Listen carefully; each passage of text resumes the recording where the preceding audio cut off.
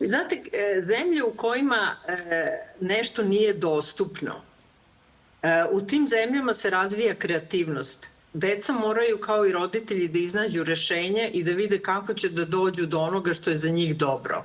Ono što sam ja mogla da prepoznam, evo baš u Vitlajemu, ja sam bila jedan od inicijatora otvaranja vrtića u Laži centru i mogu da prepoznam da ono što ta deca imaju za razliku od naše dece jeste jedna vrsta snalažljivosti, jedna vrsta kreativnosti, jedna vrsta spretnosti i njih život na mnogo toga natera. Ne mislim da je dobro živeti u ratnoj zoni, ne mislim da je dobro biti izložen raznim traumatskim iskustvima, ali isto tako verujem da je jedna velika prezaštićenost.